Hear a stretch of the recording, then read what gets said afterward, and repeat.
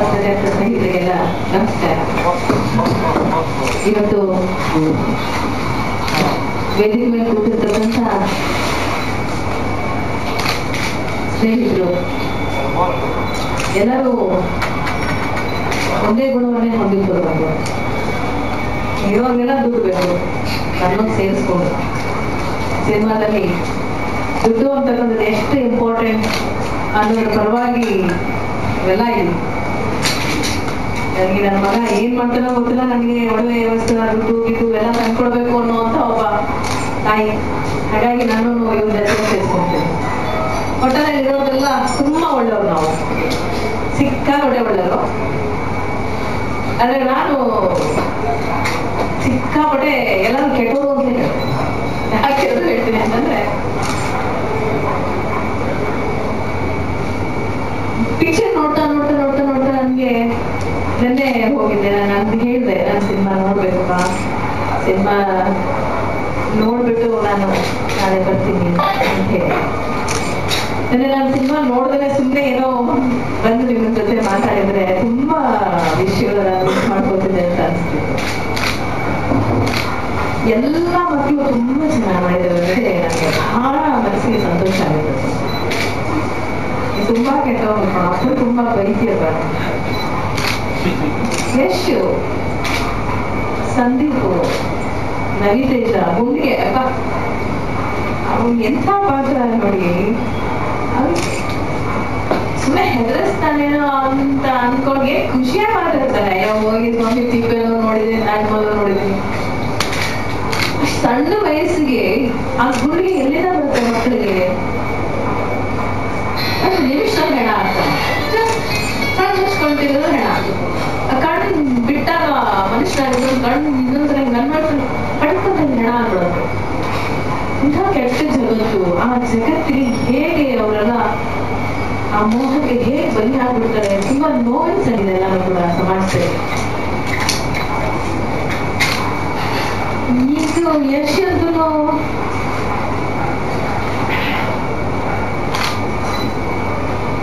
Last ಅಲ್ಲಿ ರಮೇಶ್ ಭಟ್ ಗೊತ್ತಿರುವ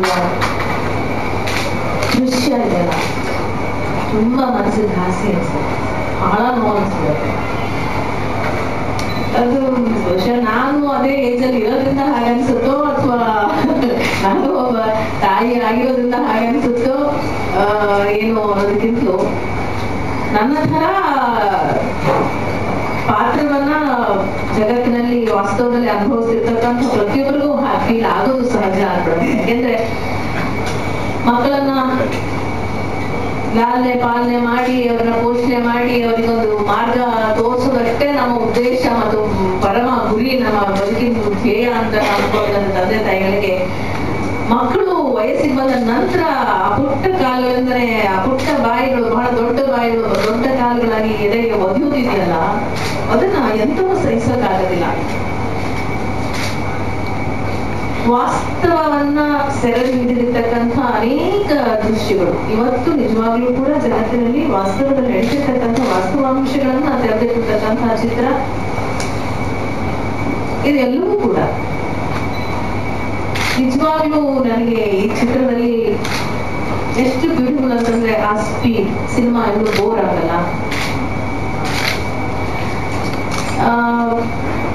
ಮಕ್ಕಳ ಮನಸ್ಸಿಗೆ ಹಿತವಾಗುವಂತಹ ದೃಶ್ಯಗಳು, ಬಡ್ಡೆ ಹುಡುಗರಿಗೆ ಹಿತವಾಗುವಂತಹ ದೃಶ್ಯಗಳು, ಹಿರಿಯರಿಗೆ ಹಿತವಾಗುವಂತಹ ದೃಶ್ಯಗಳು.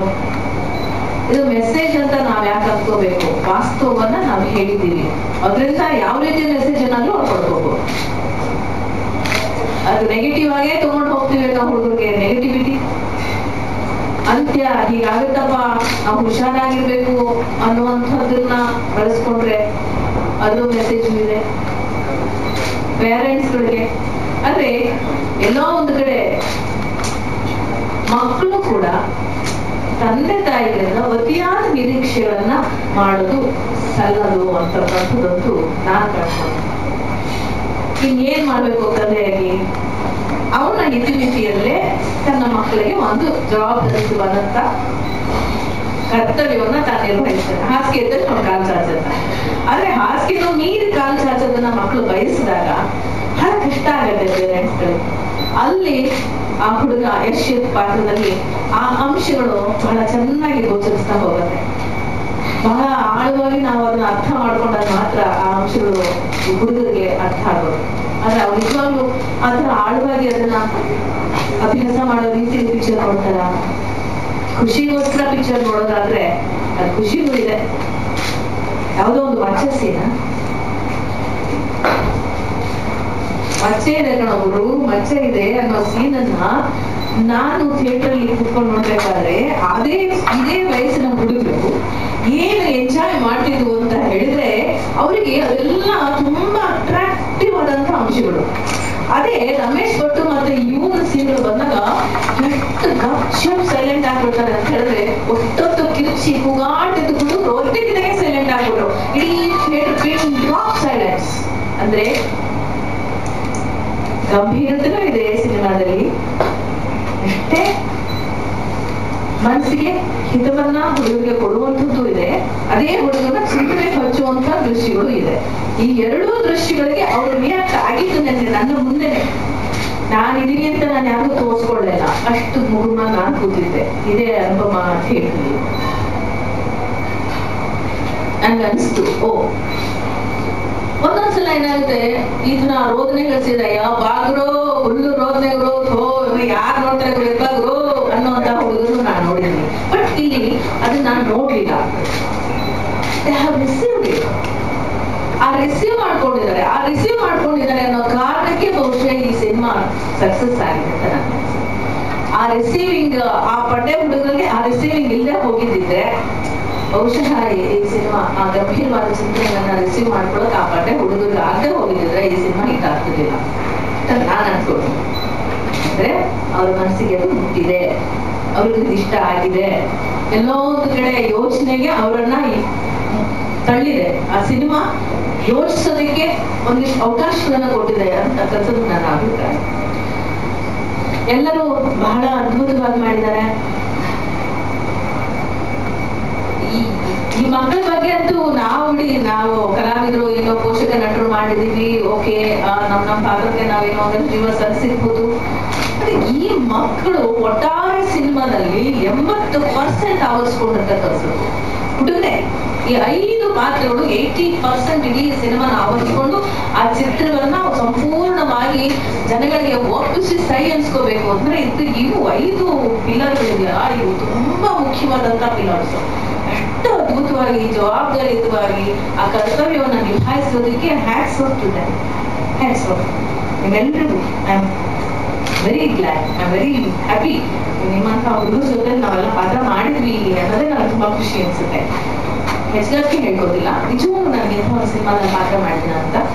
ಕೆ.ವಿ. ರಾಜ್ ಅವರು, ಇಡೀ ಚಿತ್ರದ ಕೆ.ವಿ. ರಾಜ್ ಅವರ ಸಂಭಾಷಣೆ ಇದೆಯಲ್ಲ, ನನಗನ್ಸುತ್ತೆ ಇಡೀ ಚಿತ್ರದ ಸಂಭಾಷಣೆ ಒಂದು ನಾಯಕತ್ವ. ಒಟ್ಟಾರೆ ಸಿನಿಮಾದಲ್ಲಿ ಈ ಪಡ್ಡೆ ಹುಡುಗರು ಬೇಕಾದಂತಹ ಸಂಭಾಷಣೆಯನ್ನು, ಈ ಸಮಾಜಕ್ಕೆ ಹೇಳ್ಬೇಕಾದಂತಹ ಸಂಭಾಷಣೆಯನ್ನು, ಕರ್ತವ್ಯಗಳ ಬಗ್ಗೆ ಅನ್ಸ್ಕೋಬೇಕು. ಏನೋ ಬೋಧನೆ ಎಲ್ಲೋ ಒಂದ್ ಕಡೆ ಏನೋ ತುಂಬಾ ಬೋಧನೆ ಆಗೋಯ್ತಪ್ಪ, ತುಂಬಾ ರೋಧನೆ ಆಗೋಯ್ತಪ್ಪ ಅಂತ. But it is necessary. Cinema ಏನ್ ಕೊಡ್ತಾ ಇದೆ ಸಮಾಜಕ್ಕೆ ಅಂತ ಕೇಳಿದ್ರೆ ಇಂಥದ್ದೇನೋ ಕೊಡ್ತಾ ಇದೀವಿ ಅಂತ ಹೇಳ್ಕೊಳ್ಳೋದು ಕೆಲವು ಬೇಕಾಗತ್ತೆ. ಬರೀ ದುಡ್ಡೇ ಮಾಡ್ತಾ ಇದೀವಿ ಅನ್ನೋದಕ್ಕಲ್ಲ, ಬಟ್ ಇದ್ರದ್ದು ಇದೆ. ಖುಷಿ ಆಯ್ತು.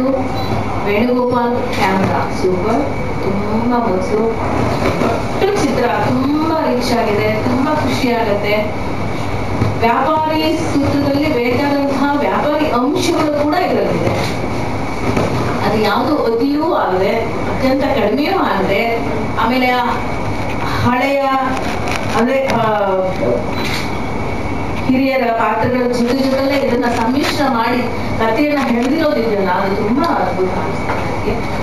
ರಮೇಶ್ ಭಟ್ ಅಂತೂ ನನಗೆ ಎಲ್ಲೋ ಒಂದ್ ಕಡೆ ತುಂಬಾ ಕಷ್ಟ ಆಗೋದು. ನನಗೆ ಆತನ ಪರಿಸ್ಥಿತಿ, ಆ ಒಂದು ಮನುಷ್ಯ, ಒಬ್ಬ ವ್ಯಕ್ತಿ ತಮ್ಮ ಮಕ್ಕಳಿಗೋಸ್ಕರ ಆ ಗಂಡಸು ಎಷ್ಟು ಕಷ್ಟ ಪಡ್ತಾನೆ, ಎಷ್ಟು ಸಂತ ಪಡ್ತಾನೆ. ಒಂದೊಂದು ಶಾರ್ಟ್ ಅಲ್ಲಿ ಇಡೀ ದೃಶ್ಯದ ಒಟ್ಟು ಸಾರಾಂಶವನ್ನ ಒಂದು ಶಾರ್ಟ್ ಅಲ್ಲಿ ಹೇಳೋದು. ನಾವು ಉದ್ದುದ್ದ ಸೀನ್ಗಳು ಮಾಡಿದ್ವಿ. ಉದ್ದುದ್ದ ನಾನು ಕನ್ನಡಕ ಹಾಕೊಂಡು ರೋಡಲ್ಲಿ ಹೋಗೋದು, ಅಥವಾ ಸುಮ್ಮನೆ ಹುಚ್ಚಿ ಹಂಗೆ ನಾನು ಎಗರಾಡೋದು, ಅದೆಲ್ಲ ಇಡೀ ನಾವು ಅರ್ಧ ದಿವಸ ಶೂಟಿಂಗ್ ಮಾಡಿ ದೊಡ್ಡದಾಗಿ ತೆಗೆದಿದ್ರು ಕೂಡ ಇಟ್ ಕನ್ವೇಸ್ ಎಡಿಟಿಂಗ್ ಆಕ್ಚುಲಿ ಹಂಗೆ ಕನ್ವೆ ಮಾಡೋದು ಕೂಡ ಎಡಿಟಿಂಗ್. ಆ ಎಡಿಟಿಂಗ್ ಇದೆಯಲ್ಲ, ಅಷ್ಟು ಅಚ್ಚುಕಟ್ಟಾಗಿ ಸಿನಿಮಾನ ಜೋಡಿಸೋ ಕೆಲಸ ಇದೆಯಲ್ಲ.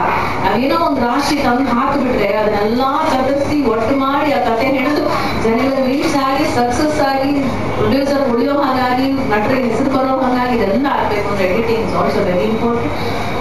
ಅವತ್ತು ಅದ್ಭುತವಾಗಿ ಕೆಲಸ ಮಾಡಿದ್ದಾರೆ ಪ್ರಕಾಶ್ ನಿಜವಾಗ್ಲೂ ಚೆನ್ನಾಗಿ ಮಾಡಿದ್ದಾರೆ. ಯಾಕಂದ್ರೆ ನಾನು ನೋಡ್ತಾ ಇದ್ದೆ, ರಾಜಕಾರಣಿ ಬರ್ತಾನೆ, ರೌಡಿಗಳ ಅಂತ್ಯ ಅಂತ ಒಂದು ಪೇಪರ್ ಹೆಡ್ಲೈನ್ಸ್ ಬರುತ್ತೆ, ಗೋವಿಂದ ರಾವ್ ಏನೋ ಹೇಳ್ತಾರೆ, ಇಮಿಡಿಯೇಟ್ ಶಾರ್ಟ್ ನಮ್ಮ ಪ್ರಕಾಶ್ ರೈ ಮೇಲೆ ಹೋಗುತ್ತೆ.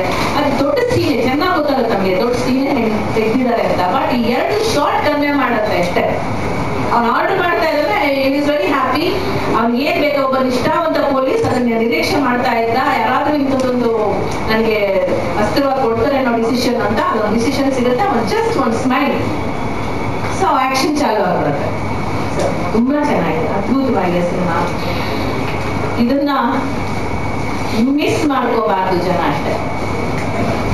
ದುನಿಯಾ ಬಂದಿರ್ಬೋದು, ಸ್ಲಂಬಾಲ ಬಂದಿರ್ಬೋದು, ಆಯಾ ಒಂದು ಸಿನಿಮಾಗಳು ಹೇಳುವಂತಹ ರೀತಿಗಳ ಮೇಲೆ ಆ ಸಿನಿಮಾಗಳು ಸಕ್ಸಸ್ ಆಗಿರ್ಬೋದು.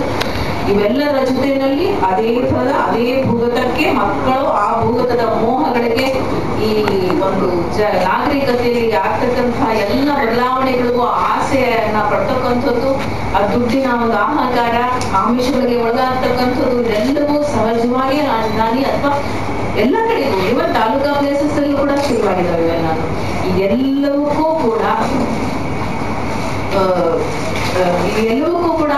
ಅಟ್ರಾಕ್ಟ್ ಆಗುವಂತಹ ಸಿನಿಮಾಗಳು ಹುಡುಗರಿಗೆ ಸಂಬಂಧಪಟ್ಟ ಬಂದಿದ್ರು ಕೂಡ ಇದು ಒಂದು ಬೇರೆ ಥರನೇ ಒಂದು ಡಿಫ್ರೆಂಟ್ ವೇನಲ್ಲಿ ಪ್ರೆಸೆಂಟೇಷನ್ ಇದೆ ಅಂತ ನಾನು ಡಿಫ್ರೆಂಟ್ ಪ್ರೆಸೆಂಟೇಷನ್, ಎಲ್ಲವನ್ನೂ ಸಮ್ಮಿಳಿತಗೊಂಡಿರ್ತಕ್ಕಂಥ, ಸಮ್ಮಿಶ್ರ ಮಾಡಿ ಎಲ್ಲಾ ಕ್ಯಾಟಗರಿ, ದೊಡ್ಡವರಿಗೂ ಸಣ್ಣವರಿಗೂ ಏನಂತೆ ಬಂದಿರೋವರೆಗೂ ಎಲ್ಲರೂ ಕೂಡ ಒಟ್ಟು ಸಮ್ಮಿಶ್ರವಾಗಿ ಕೊಟ್ಟಿರ್ತಕ್ಕಂಥದ್ದಂತೆ ತುಂಬಾ ಚೆನ್ನಾಗಿದೆ. ಜನ ಅದನ್ನ ಖಂಡಿತವಾಗ್ಲೂ ರಿಸೀವ್ ಮಾಡ್ಬೇಕು. ಇಂಥ ಸಿನಿಮಾ ಮತ್ತೆ ಇದಕ್ಕಿಂತಲೂ ಸಿನಿಮಾಗಳು ಕೊಡಿ ಅಂದ್ರೆ ಇನ್ನ ಜನ ಇನ್ನೇನ್ ಕೊಡ್ಬೇಕು ಅಂತ ಮಾಡೋದು ತಲೆ ಕೆಟ್ಟವರು. ಸಂಜು ಬೆಕ್ಸ್, ಗೀತಾ ಅಂತ ಒಂದು ಬ್ಯೂಟಿಫುಲ್ ಸಿನಿಮಾ ಕೊಡೋದು ಸಾಧ್ಯ ಆಗುತ್ತೆ, ರಾಜಧಾನಿ ಕೊಡೋಕೆ ಸಾಧ್ಯ ಆಗುತ್ತೆ, ಕನ್ನಡಿಗರಿಗೆ ತುಂಬಾ ಒಳ್ಳೇದನ್ನು ಕೊಡೋಕೆ ಸಾಧ್ಯ ಆಗುತ್ತೆ. ಆದ್ರೆ ನಾವು ಕನ್ನಡಿಗರು ಅಥವಾ ಕನ್ನಡ ರಾಜ್ಯದಲ್ಲಿ ಇರ್ತಕ್ಕಂಥ ಜನ ಪ್ರೋತ್ಸಾಹ ಕೊಟ್ಟು ನೋಡ್ಬೇಕು. ನೋಡಿದಾಗ ಮಾತ್ರ ನಮ್ಮ ಚಿತ್ರರಂಗಕ್ಕೆ ಯಶಸ್ಸು ಸಿಗೋಕೆ ಖುಷಿ ಆಗುತ್ತೆ, ಸಾಧ್ಯ ಆಗುತ್ತೆ. ಮತ್ತೊಂದ್ಸಲ ನಿಮ್ಮೆಲ್ಲರಿಗೂ ಭಗವಂತ ಚೆನ್ನಾಗಿಟ್ಟಿರ್ಲಿ. ಭಗವಂತ ನಿಮ್ಮೆಲ್ಲರೂ ನಮ್ಮ ಚಿತ್ರರಂಗದ ಮುಂದಿನ ಭವಿಷ್ಯಗಳನ್ನ ನಿರ್ಮಾಣ ಮಾಡುವಂತಹ ಶಕ್ತಿಗಳಾಗಿ ನೀವೆಲ್ಲರೂ ಬೆಳೆಯಿರಿ ಅಂತಕ್ಕಂಥ ಹಾರೈಕೆಯನ್ನು ನಾನು ತುಂಬ ಹೃದಯದಿಂದ ಈ ಸಂದರ್ಭದಲ್ಲಿ ಮಕ್ಕಳಿಗೆ ನೀಡ್ತಾ, ಈ ಚಿತ್ರಕ್ಕೆ ಹಣವನ್ನ ವಿನಿಯೋಗ ಮಾಡತಕ್ಕಂಥ ನಿರ್ಮಾಪಕರು ಇನ್ನೊಂದು 10 ಸಿನಿಮಾ ತೆಗೆಯೋದಕ್ಕೆ ಉತ್ಸಾಹ ಸಿಗೋ ಹಾಗೆ ಜನ ಮಾಡಲಿ. ಇಲ್ಲಿ ಬರತಕ್ಕಂಥ ಪತ್ರಕರ್ತರೆಲ್ಲರೂ ಕೂಡ ಈ ಚಿತ್ರಕ್ಕೆ ಒಳ್ಳೆ ಆಶೀರ್ವಾದವನ್ನು ಮಾಡಿ ಒಳ್ಳೆ ರಿವ್ಯೂಸ್ ಎಲ್ಲ ಬರ್ತಿದ್ದಾರೆ. ನೀವು ಅಷ್ಟು ಸುಲಭ ಒಪ್ಪಲ್ಲ, ಏನೋ ಅಷ್ಟು ಸುಲಭ ನೀವೆಲ್ಲ ಒಪ್ಪಲ್ಲ. ಆದ್ರೂ ನೀವು ಒಪ್ಪಿದಿರಿ ಅಂತಂದ್ರೆ ಅದಕ್ಕೆ ಸರಿಯಾಗಿ ಅದು ಇನ್ನೂ ಹೆಚ್ಚಿನ ರೀತಿಯಲ್ಲಿ ಹಣ ಮಾಡಬೇಕು, ಇನ್ನೊಂದಷ್ಟು ಅವ್ರಿಗೆ ಸಹಕಾರ ಕೊಡ್ರಿ ಅಂತಕ್ಕಂಥ ವೈಯಕ್ತಿಕವಾಗಿ ನಿಮ್ಮೆಲ್ಲರನ್ನು ಕೇಳ್ಕೊಳ್ತಾ ನನ್ನ ಮಾತು ಮುಗಿಸ್ತೇನೆ. ನಮಸ್ಕಾರ, ಧನ್ಯವಾದ. ವೇಣು ಅವರು ಮತ್ತು ಪ್ರಕಾಶ್ ಅವರು ಕೂತ್ಕೊಂಡಿದ್ದಷ್ಟು ಸುಖವಾಗಿತ್ತು.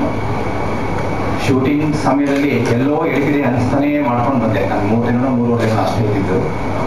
ಡಬ್ಬಿಂಗ್ ಬರೋಷ್ಟೊತ್ತಿಗೆ ನಮಗೆ ಆಶ್ಚರ್ಯ ಆಗೋದು. ಆ್ಯಂಡ್ ಕೆಲವು ವೈಯಕ್ತಿಕ ಕಾರಣಗಳಿಂದ ಸಿನಿಮಾ ನಾನು ಗುರುವಾರ ನೋಡ್ಲಿಕ್ಕಾಗಿತ್ತು.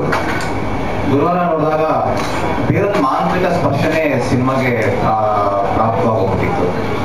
ತುಂಬಾ ವೇಗವಾಗಿ ಏನಾಯ್ತು, ಹೇಗೆ ನಡೀತು ಅನ್ನೋಷ್ಟೊಳಗೆ ಸಂಪೂರ್ಣ ಸಿನಿಮಾನೇ ಮುಗಿದೋಗಿರುತ್ತೆ. ಸೊ ಯಾರಿಗೂ ಅಲ್ಲಿ ಒಂದೇ ಒಂದು ಫ್ರೇಮ್ ಆಗಲಿ ಅಥವಾ ಒಂದೇ ಒಂದು ವಿಚಾರ ಆಗಲಿ ಬೋರ್ ಅನಿಸದೇನೆ ಇಲ್ಲ. ಅಫ್ಕೋರ್ಸ್ ಇಡೀ ಸಿನಿಮಾ ಪೂರ್ತಿ ಪ್ರತಿಭಾವಂತ ದಂಡೆ ಇದೆ. ಇದ್ರ ಮಧ್ಯೆ ನನ್ನನ್ನು ಯಾರು ಗುರುತಿಸ್ತಾರೆ ಅಂತಾನೆ ಅನ್ಕೊಂಡಿದ್ದೆ. ಅದೇ ಸಿನಿಮಾ ರಿಲೀಸ್ ಆಗಿ ಮೊದಲೇ ದಿನ ಒಂದು 3 ಜನ ಫೋನ್ ಮಾಡಿದಾಗ ಯಾಕೆ ಫೋನ್ ಮಾಡ್ತಿದ್ರೆ ಸುಮ್ಮನೆ ಮಾತಾಡ್ತಿದ್ದಾರೆ ಅನ್ನೋದು ಅನ್ಕೊಂಡೆ. ಏನ್ 5 ನಿಮಿಷ ಅದರಲ್ಲೇನೇ ಇರುತ್ತೆ. ಇಲ್ಲ ಸರ್ ತುಂಬಾ ಚೆನ್ನಾಗಿ ಏನ್ ಚೆನ್ನಾಗಿ ಮಾಡೋದು ಏನಿದೆ ಇದರಲ್ಲಿ, ಏನೋ ಸುಮ್ಮನೆ ಏನೋ ಹೇಳ್ತಾ ಇದೆಯಾ ಅಂತ ಅನ್ಕೊಂಡೆ. ಗುರುವಾರ ನೋಡಿದಾಗ ನನಗೂ ಅನಿಸ್ತು ಇಲ್ಲ ಏನೋ ಮಾಡಿದ್ದೀನಿ. ಹಾಗಾಗಿ ಒಂದು ಪಾಠ ಮೂವಿನ ಈ ಪಾಠ ಕಲ್ತಿದ್ದೀವಿ. ಯಾವುದೇ ರೋಲ್ ಆಗಲಿ 1 ನಿಮಿಷ ಬರಲಾಗಲಿ 1 ಸೆಕೆಂಡ್ ಬರೋದಾಗ್ಲಿ ಅದಕ್ಕೆ ಏನ್ ಡಿಮ್ಯಾಂಡ್ ಮಾಡುತ್ತೋ ಅದನ್ನ ಮಾಡ್ಬೇಕು. ಅದ್ರ ಫಲಾಫಲನ ಭಗವಂತನಿಗೆ ಪ್ರೇಕ್ಷಕನಿಗೆ ಬಿಡಬೇಕು ಅನ್ನೋದು ಪಾಠ. ಅದು ರಾಜಧಾನಿಯಲ್ಲಿ ಮತ್ತೊಮ್ಮೆ ಸಿನಿಮಾ ಫೀಲ್ಡ್ ಅಲ್ಲಿ ಮತ್ತೊಮ್ಮೆ ನನಗೆ ಮಂದಾಟ ಆಯಿತು. ನಾವು ಇಡೀ ಸಿನಿಮಾದಲ್ಲಿ ಇದ್ದ ತಕ್ಷಣ ನಾವೇನು ಇದಾಗೋಗ್ಬಿಡೋದಿಲ್ಲ. ಒಂದು 5 ನಿಮಿಷ 10 ಸೆಕೆಂಡು ಕೆಲವೊಮ್ಮೆ ನಮಗೆ ನಮ್ಮ ಭವಿಷ್ಯದ ನಿರ್ಧರಿಸುವ ವಿಚಾರಗಳಾಗೋಗ್ಬಿಡುತ್ತೆ. ಮತ್ತು ಯಾರ ಬಗ್ಗೆನೂ ಪ್ರತ್ಯೇಕವಾಗಿ ಹೇಳಬೇಕಾಗಿಲ್ಲ, ಎಲ್ಲರೂ ತುಂಬಾ ಚೆನ್ನಾಗಿ ಆಕ್ಟ್ ಮಾಡಿದ್ದಾರೆ. ಇವರೆಲ್ಲರೂ 5 ಜನ ಮಾಡಿದ್ರು 5 ಜನರನ್ನು ಅಬ್ಸರ್ವ್ ಮಾಡೋದಂದ್ರೆ ಪ್ರತಿಯೊಬ್ಬರು ಬೇರೆ ಬೇರೆ ಬಾಡಿ ಲ್ಯಾಂಗ್ವೇಜ್ ಬೇರೆ ಬೇರೆ ಸ್ಟೈಲ್ ಮಾಡಿ ಬಹಳ ಹುಷಾರಾಗಿ ಮಾಡ್ಕೊಂಡಿದ್ದಾರೆ. ಒಬ್ರು ಮಧ್ಯೆ ಒಬ್ರು ಮರ್ಜಾಗ್ಬಾರ್ದು ಅನ್ನೋ ಕಾಲೇಜ್ ಜೊತೆ ಮಾಡಿದ್ದಾರೆ. 5 ಜನ ನೆನಪನ್ನು ಹೊಡಿತಾರೆ. ಯಶ್ ಅವ್ರದಂತೂ ಖಂಡಿತ ಇದು ಅವರ ಭವಿಷ್ಯದ ತಿರುವಾಗಬಹುದು ಅಂತ ನನಗೆ ಖಂಡಿತ ನಂಬಿಕೆ ಇದೆ. ಅಂಡ್ ಹುಡುಗರುಗಳಿಗೂ ಇದು ಉತ್ತಮ ಭವಿಷ್ಯವನ್ನು ನಿರ್ಮಾಣ ಮಾಡುವಂತ ಸಿನಿಮಾ ಅಂತ ಹಾರೈಸ್ತೀನಿ. ಸೊ ನಮ್ಮೆಲ್ಲರನ್ನೂ ಇಲ್ಲಿ ಕೂಡ ಹಾಕಿ ನಮ್ಮೆಲ್ಲರಿಗೂ ಇಷ್ಟೊಂದೆಲ್ಲ ಹೆಸರು ಕೊಟ್ಟು ಎಲ್ಲ ಮಾಡಿರುವಂತಹ ನಿರ್ಮಾಪಕರು ಸಿನಿಮಾದ ಭವಿಷ್ಯ ಏನೇ ಆಗ್ಬೋದು, ಏನೇ ಆದ್ರೂ ಸಹ ಅವರು ಈ ಸಿನಿಮಾದ ಎಲ್ಲ ಅನುಭವಗಳನ್ನ ಇನ್ವೆಸ್ಟ್ಮೆಂಟ್ ಅಂತ ಅಂದ್ಕೊಂಡು ಇನ್ನಷ್ಟು ಹೊಸ ಪ್ರತಿಭೆಗಳಿಗೆ, ಇನ್ನಷ್ಟು ಸೃಜನಶೀಲ ವಿಚಾರಗಳಿಗೆ ಅವರು ಅನುವು ಮಾಡಿಕೊಡ್ತಾರೆ. ಇನ್ನಷ್ಟು ಹೊಸ ಹೊಸ ಸಿನಿಮಾಗಳನ್ನ ಕನ್ನಡದಲ್ಲಿ ಮಾಡಿ ಅವ್ರು ಉಳ್ಕೋತಾರೆ ಅಂತ ಹಾರೈಸ್ತೀನಿ. ಯಾಕಂದ್ರೆ ತುಂಬಾ ಒಳ್ಳೆ ಪ್ರೊಡ್ಯೂಸರ್ ಅವರು, ಎಲ್ಲಾ ರೀತಿಯಲ್ಲಿ ತುಂಬಾ ಚೆನ್ನಾಗಿ ನಿರ್ವಹಿಸ್ಕೊಂಡು ಹೋದ್ರೆ ಅಲ್ಲಿ ಯಾರಿಗೂ ಬೇಸರ ಆಗಲ್ಲ. ಸಿನಿಮಾ ನೋಡಿ ಮಾತಾಡಿ, ಸಿನಿಮಾ ಚೆನ್ನಾಗಿದೆ, ಒಂದ್ಸತಿ ಅಂತೂ ಧಾರಾಳವಾಗಿ ನೋಡ್ಬೋದು. ದಯವಿಟ್ಟು ಎಲ್ಲ ನೋಡಿ ಹಾರೈಸ್ತೀನಿ. ಎಲ್ರಿಗೂ ಒಳ್ಳೆ ಭವಿಷ್ಯ ಸಿಗಲಿ ಅಂತ ಹಾರೈಸ್ತೀನಿ. ಧನ್ಯವಾದ.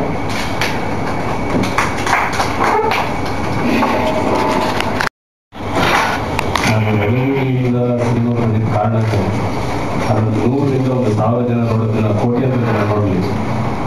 ತಿಂಗಳಗಟ್ಟಲೆ ನಾವು ಏನು ಪ್ರಾಕ್ಟೀಸ್ ಮಾಡ್ತೀವಿ ಅದನ್ನ ಒಂದಷ್ಟು ಕೋಟಿ ಜನಕ್ಕೆ ಈ ಸಿನಿಮಾದಲ್ಲಿ ತೋರಿಸ್ಬೋದಲ್ಲ, ಒಳ್ಳೇದಾಗುತ್ತಲ್ಲ ಅನ್ನೋ ಕಾರಣಕ್ಕೆ ಪ್ರಾಕ್ಟೀಸ್. ಸೊ ಈ ಚಿತ್ರ ಎಲ್ಲೋ ಒಂದ್ ಕಡೆ ನನಗೆ ಸ್ಯಾಟಿಸ್ಫ್ಯಾಕ್ಷನ್ ಕೊಡ್ತಾ ಇದೆ. ಅದ್ಭುತವಾದ ಚಿತ್ರಕಥೆ, ಒಳ್ಳೆಯ ಸ್ಟೋರಿ ಲೈನ್, ಒಳ್ಳೆ ಕಲಾವಿದರ ಒಂದು ಸಂಘ. ಸೊ ಎಲ್ಲರೂ ಸೇರಿ ಇವತ್ತು ರಾಜಧಾನಿನ ಸಕ್ಸಸ್ ಮಾಡಿದ್ದಾರೆ ಅಂತ ಹೇಳೋದಕ್ಕೆ ಇಷ್ಟಪಡ್ತೀನಿ. ನಾನು ಕೊಟ್ಟ ಅವಕಾಶನ ಕರೆಕ್ಟಾಗಿ ನಾನು ದುಡಿದಿದ್ದೀನಿ ಅಂತ ಅಂದ್ಕೊಂಡಿದ್ದೀನಿ. ಇನ್ನು ಪ್ರೇಕ್ಷಕರಿಗೆ ಇದು ಒಳ್ಳೆ ಪ್ರತಿಕ್ರಿಯೆ ಬರ್ತಾ ಇದೆ. ನಿಮ್ಮ ಸಹಕಾರ ಯಾವತ್ತೂ ಹೀಗೆ ಇದೆ ಅಂತ ಹೇಳ್ತಾ ನಾನು ಮಾತು ಮುಗಿಸ್ತೇನೆ.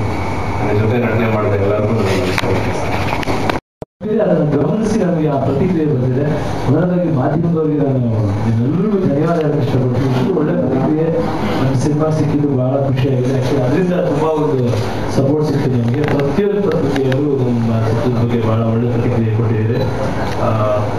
ವಿಷಯಗಳನ್ನ ಗಮನಿಸಿ ಇದರಲ್ಲಿರೋ ಒಂದು ಸಣ್ಣ ಸಣ್ಣ ಅಂಶಗಳನ್ನ ನೀವು ಹೈಲೈಟ್ ಮಾಡಿ ಬಂದಿದ್ದರಿಂದ ಜನಗಳ ಬಗ್ಗೆ ಮಾತಾಡ್ತಾ ಇದ್ದಾರೆ. ಇವತ್ತು ಒಬ್ಬ ಕಲಾವಿದನಾಗಿ ನಾನು ನನ್ನ ಸಿನಿಮಾಗೆ ಎಷ್ಟು ಕೆಲಸ ಮಾಡ್ಬೋದು ಶ್ರದ್ಧೆಯಿಂದ ನನ್ನ 100% ಎಫರ್ಟ್ ಹಾಕಿ ನಾನು ಮಾಡಿದ್ದೀನಿ. ಬೇಕಿದ್ದರೆ ಈ ಚಿತ್ರದಲ್ಲಿ ಎಲ್ಲರೂ ಈ ಒಂದು ಚಿತ್ರನ ಈಕ್ವಲ್ ಆಗಿ ಹೊತ್ತು ಈ ಒಂದು ಚಿತ್ರ ಇವತ್ತು ಈ ಮಟ್ಟಿಗೆ ಬರೋದು ಮಾಡಿದ್ದಾರೆ.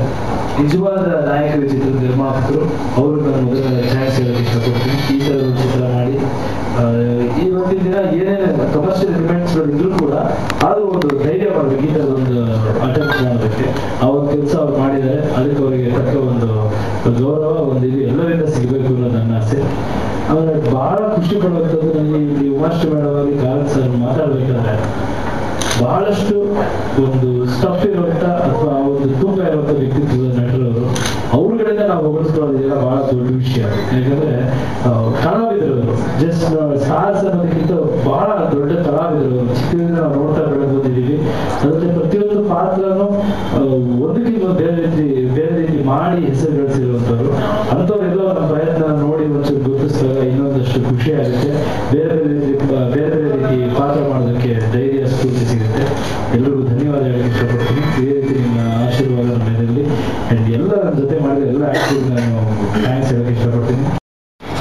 ತುಂಬಾ ಒಳ್ಳೆ ಪ್ರತಿಕ್ರಿಯೆ ಸಿಗ್ತಾ ಇದೆ. ನಾವು ಕಷ್ಟಪಟ್ಟು ಮಾಡಿದ್ದು ಈ ಫಿಲಮಿಂದು ಹೀರೋಗಳು ಅಂತಂದ್ರೆ ನಮ್ಮ ಪ್ರೊಡ್ಯೂಸರು, ನಮ್ಮ ಕ್ಯಾಮ್ರಾಮನ್ನು, ನಮ್ಮ ಕೆಮಿಯೋಗ್ರಫಿಸರು, ಮತ್ತೆ ನಮ್ಮ ಎಡಿಟರು, ಮತ್ತೆ ಎಲ್ಲ ಟೆಕ್ನಿಷಿಯನ್ಸು. ಸೊ ಎಲ್ಲರೂ ಸೇರಿ ತುಂಬಾ ಒಳ್ಳೆ ಒಂದು ಸಿನಿಮಾ ಕೊಟ್ಟಿದ್ದಾರೆ. ಸೊ ಅದೇ ರೀತಿ ನಾವು ಮಾಡಿದೀವಿ, ಎಲ್ಲರೂ ಇಷ್ಟಪಟ್ಟು ನಾವು ಅನ್ಕೊಂತೀವಿ ನಾವು ತುಂಬಾ ಚೆನ್ನಾಗಿ ಮಾಡಿದೀವಿ. ಎಲ್ಲರೂ ಹೇಳ್ತಾರೆ ತುಂಬಾ ಚೆನ್ನಾಗಿ ಮಾಡಿದ್ದೀರಾ ಅಂತ. ಬಟ್ ಅಲ್ಲಿ ನಮ್ಗಿಂತ ಜಾಸ್ತಿ ಕಷ್ಟಪಟ್ಟಿದ್ದು ನಮ್ಮ ಆರ್ಟಿಸ್ಟ್ ಟೆಕ್ನಿಷಿಯನ್ಸ್.